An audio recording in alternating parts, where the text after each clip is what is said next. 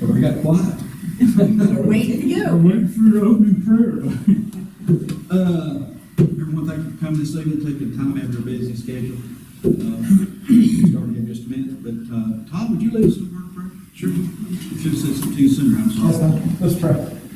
God, I'm so thankful every time I go to a meeting like this and just think about us being in a free country and just the blessings of being able to meet and to listen and ask questions, to be able to, as just like the Transparency Coalition is doing, is to be able to be involved and to keep up with what's going on and God holding people accountable for those things.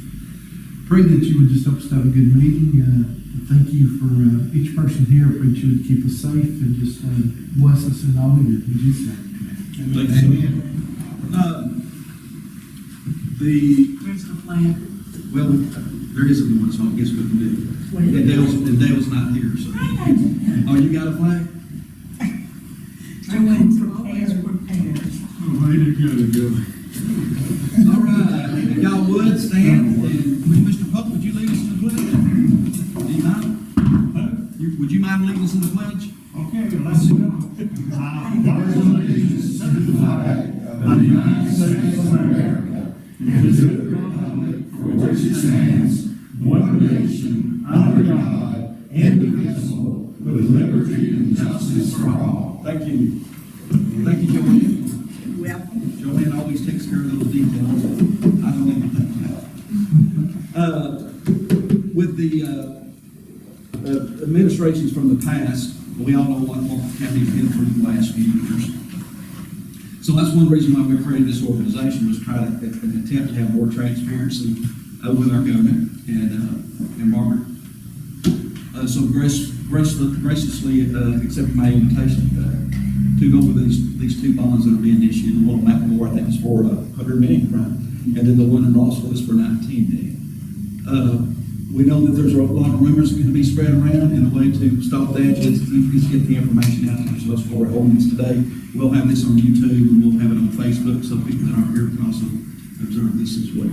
So the main thing is the information. You be free to ask your questions, because this is your government, your county, and it's those that are here that's an interest. And a lot of people don't really understand how all this works. So hopefully we get a lot of questions answered this evening. I want to thank some of our board members that are here. We got Robert, Mark. Thank you guys. If y'all want to stand up so people can recognize who you are, or just throw your hands up. The Board of Commissioners been put together. It's actually a result of what Walker County has gone through. And I was an advocate for a big advocate for the board. We were hoping was that we would have more transparency about what I would go. I think we've accomplished that. But anyway, I'm going to turn it over to Robert, and we'll go from there. And I think we're all just going to fly off the seat of our pants, and we're going to see how this goes. Anyway, if you would, welcome, Robert. Thank you.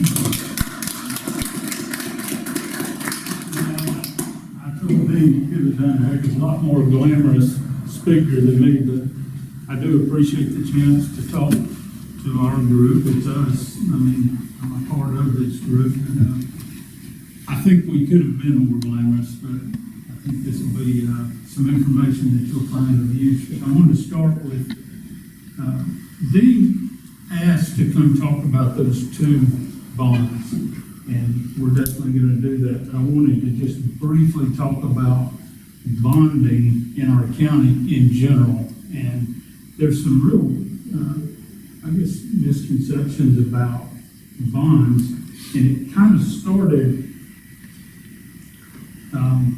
5 years ago when a lot of us I was asked to come speak to the Tea Party at the time, and a lot of this group in some ways evolved from that.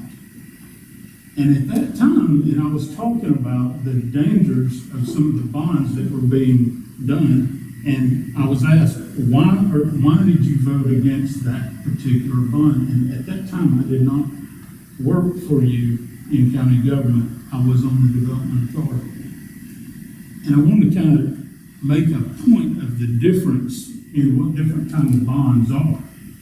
The opposition to that at that time, that was a county indebted bond in which we were putting collateral for Mountain Cove Farms, collateral to the Civic Center, and collateral to the industrial park and the ag center. And it was in good faith that the people that did that wanted to do it. I did not agree with that. I did get outvoted, it happened. But that's when I was opposed to bonds at that particular moment in time, because that is an indebtedness to the citizens and taxpayers. That has given full faith and credit of the government backing that, which means us, because we know we are government, meaning us as citizens. We're the ones backing it and funding it. I am happy to tell you that in the last 5 years, and that's all I'll talk about, there has not been any bond in Walker County that indebts the citizens. Not a single one. Nothing. None. It's not, well, except for this or except for that. There are none. Using bonds for industrial pass-through bonds, and I promise I'm not going to get up there and try to be boring and you go, oh, stop. But pass-through bonds, industrial bonds that are utilized as a tool for development, there has to be a host to facilitate industrial type bonds. It's not an obligation to taxpayers, but someone has to be the facilitator of it. And in Walker County, that someone is the Walker County Development Authority. That's different in different places. Sometimes it's the governing authority of the county. In Walker County, it is the Development Authority. So these two bonds, the resolutions that were passed at the Development Authority, both of these projects, they're different in scope and size, and they're different in their nature, but they're both important to the overall vision of what we hope to achieve as a county. And I'm going to hit that very briefly, and then I'm going to hush. The idea, when Shannon asked me to be involved in, to come in to be a part of this, I wanted to make sure I understood what his fiscal approach is. I heard him on the campaign trail, but I wanted to know from him. I wanted a commitment, because I'm not I would not have come, and he knows this, and I mean that with all due respect, that there's no way in heck I'm going to come be a part of something I don't believe in. He told me his approach, and so we kind of built at that time, and now we're stronger today than even we were then, because, well, there's three of them right there. This Board of Commissioners has strengthened the team. We are rolling now, and they have shared the same approach, and that is huge for all of us. And that approach is that we need to focus on two things. We had to lower that debt at $70 billion. That was unsustainable for a county of 69,000 people. There's no way.